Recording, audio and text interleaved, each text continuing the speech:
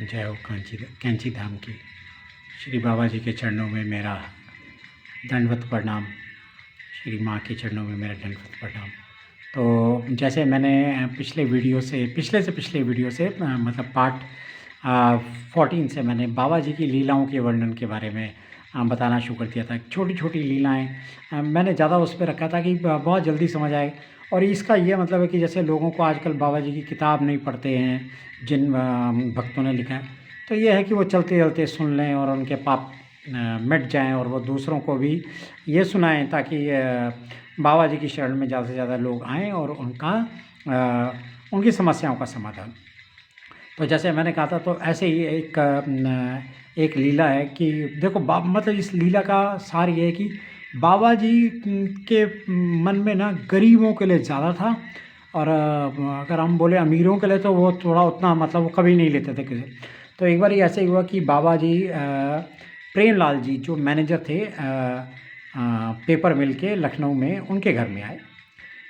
उनके घर में आना था, तो जो प्रेमलाल थे उन्होंने अपना जो उनका नया नौकर था उसको किचन में लगा के रखा हुआ था कि भैया साफ़ कर, बाबा जी आने वाले। तो वो नौकर के ना बड़ी वो थी कि वो भी बाबा जी के दर्शन करे, और वो उसने पूरी साफ़ सफाई की। बाबा जी आए, बाबा जी अपने सारे संगत के साथ बैठे थे, और वो दरवाजे पे भी अर्धनंगा बेचारा नौकर बैठा हुआ था, तो बिल्कुल सिर झुका के बैठा हुआ था। तो बाबा जी ने उसको बोला तो देखो कमाल क्या। तो बाबा जी ने उसको बोला आपकी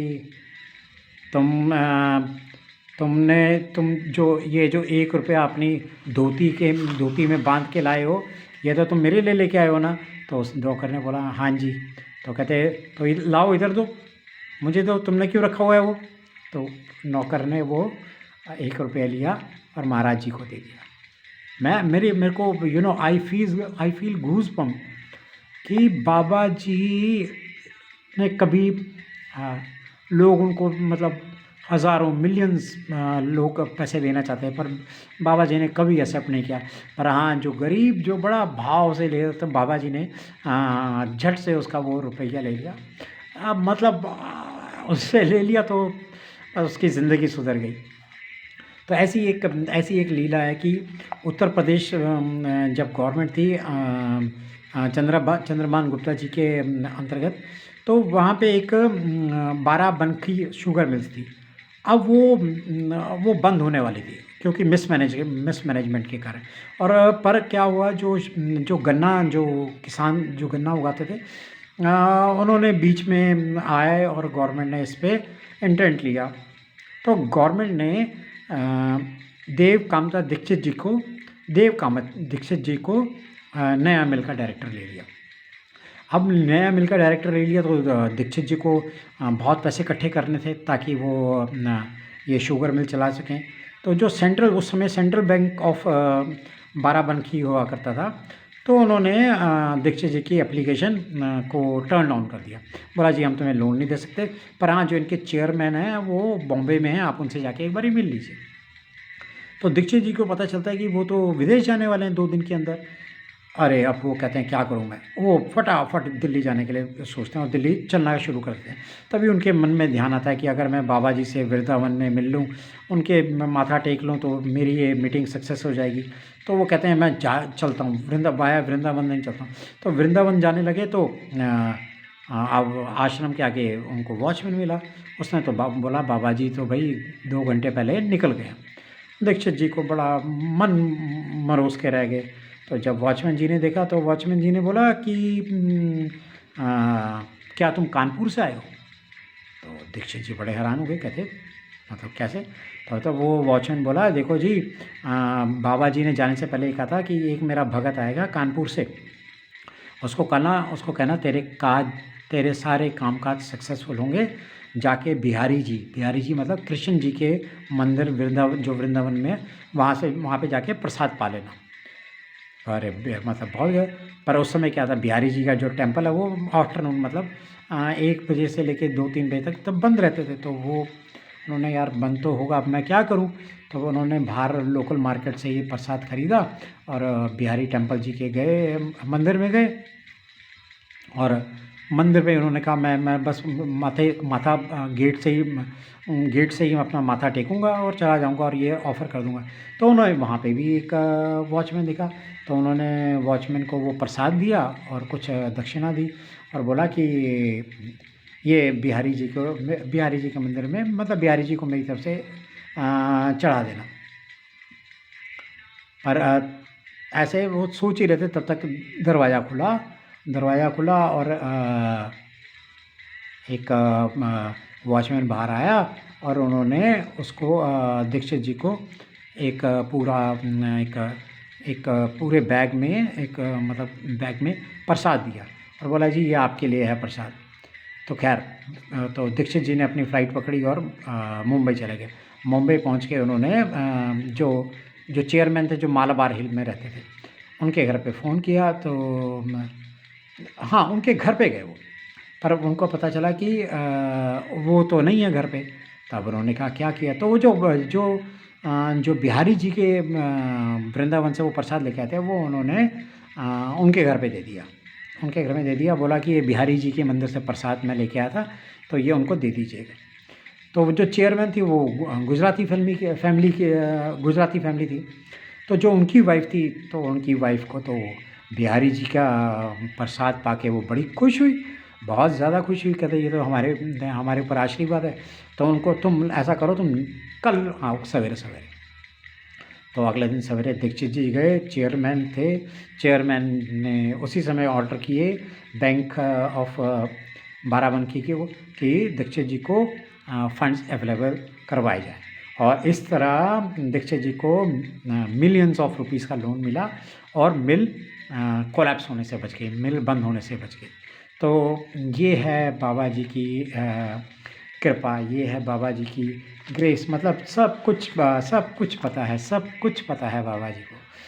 अब देखो, अब जो एक नई जो लीला है मैं बताता हूँ। बाबा जी को सब पता है कि आप काहे हम बोल रहे हैं। मैं तभी तो आपको कहता हूँ कि बाबा जी के शरण में चलो, बाबा जी को सब पता है, सब पता है। ये मेरा आजमाया हुआ है। अब जैसे मैं आपको एक चलता था, एक बार ये बाबा जी बहुत, वही उन्हीं दिनों की बात है कि राधे श्याम के घर में बैठे हुए थे बाबा जी। अब राधा श्याम जी ऐसे थे कि वो मतलब लालची, जैसे मैं हूँ, मैं बाबा जी के प्रति, भाई सच बात है, बहुत लालची हूँ। वो भी लालची रहे होंगे, मतलब कि राधे श्याम जी चाहते थे कि जब बाबा जी हों तो वो डिस्टर्बेंस नहीं चाहते थे, वो चाहते थे कि बस बाबा जी अब मेरी ही बात सुने, वो मतलब ऐसे थे। तो और उनको पता था कि बाबा जी तो बाबा जी है, सुपर नेचुरल पावर के। तो तभी उनके दरवाजे पे नॉक हुई, तो राधे श्याम जी थोड़े तो इरिटेट हुए। तो उन्होंने बोला कि बाबा जी कौन है। तो बाबा ने बोला कि अच्छा, तो मेरा इम्तिहान ले रहे हो। कहते ये है बादशाह का भाई है, एडवोकेट है। इसकी वाइफ, ये सोलन हिमाचल में था, वो हिमाचल अभी भी सोलन में काम करता है, और इसकी वाइफ टीबी से ग्रसित है, और वो रात भर इसके चारपे पे बैठ कर रोता है। चलो जी ठीक है। जैसे उन्होंने दरवाज़ा खोला तो वो जो आदमी अंदर आया, उसने बोला बाबा जी बीवी टीबी से ग्रसित है, उसका इलाज कर दो। उसने अपने बारे में सारा कुछ बताया। तो ये है बाबा जी की। तो बाबा जी को पहले से सब कुछ पता होता है कि मैं कह रहा हूँ ना, आप कैंची धाम जाइए। आप कैंची धाम अगर बाबा जी ने बुला लिया ना आपको, आप जितना मर्जी कुछ भी आ जाए रास्ते में, कुछ भी हो, मतलब बारिश तूफ़ान कुछ भी हो, अगर आपने वहाँ पे जाना है तो आपने वहाँ पे पहुँचना है। तो बाबा जी ने आपको बुलाया तो आपने वहाँ पे पहुँचना ही है, कोई नहीं रोक सकता आपको, कोई। और मैं ऐसे ही बाबा जी के आश्रम में कैंची धाम में जाने की ऐसी कुछ लीला सुनाऊंगा। जब लोगों ने ठान लिया तो वो चले गए, रास्ता भी बंद हुआ, लैंडस्लाइड हो गई, फिर भी लोग पहुंच गए। तो ये है बाबा जी की लीलाएं। मतलब मैंने जैसे आपको पिछले वीडियो में बोला था कि ये जो मैं कहानियाँ, ये जो मैं बाबा जी की लीलाएं, ये जो इन छोटी छोटी कहानियों को बता रहा हूँ ना, ये मैं कभी भी नहीं सोचा था कि मैं ऐसा कुछ करूँगा। I was not aware of my self only. पर जैसे मैं बाबा जी के शरण में आया तो ये देखो, ये था कि बाबा जी ने ये मेरी ड्यूटी लगाई है कि मेरे को लीलाओं का वर्णन करना है, मेरे को राम की, उनकी, हनुमान जी की लीलाओं का वर्णन करना है, ताकि आप सब लोगों के कष्ट भी दूर हों। आपके अंदर मतलब आपके अंदर वो जो लालच है, greediness is always like corruption, वो ना आए, लाइनेस ना आए, और आप सब लोग जाएँ। और ये साथ ही मैं बताऊँगा, अच्छा हाँ, मैं अब आपको एक बड़ा कमाल की एक चीज़ बताता हूँ। मैं ये वीडियो बनाने की शुरुआत कर रहा था और हमारे बगल में ही कंस्ट्रक्शन का काम चल रहा है, तो बड़ी मुश्किल से मैं रुका हुआ था कि बनाऊँगा, आवाज़ आती है। अभी मेरे पास वैसा प्रोफेशनल इक्विपमेंट नहीं है, तो खैर प्रोफेशनल इक्विपमेंट भी नहीं, कि बात तो ये नीचे कि मैं बाबा जी की लीलाएँ अपने भाव से बता पाऊँ। तो कोई लकड़ी का काम हो रहा था, तो वहाँ पे आरा चल रहा था, तो जैसे ही मैंने शुरू किया, मैंने कहा बाबा जी अब तो ये भी शुरू हो गया, तो आज भी नहीं कर पाऊँगा। और आप मानेंगे नहीं, जो चलता ही रहा, अभी तक आवाज़ नहीं आई उसकी। तो ये है बात। मैं तो इन छोटी-छोटी बातों को ही लेके बड़ा प्रसन्नचित्त होता हूँ, कोई कहने की बात नहीं। तो अगली वीडियो में और बाबा जी की लीलाओं के बारे में वर्णन करेंगे। तब तक के लिए बाबा जी के श्री चरणों में मेरा प्रणाम, श्री माँ के चरणों में मेरा प्रणाम। सब राम राम का राम करो। जय जय राम, जय जय राम।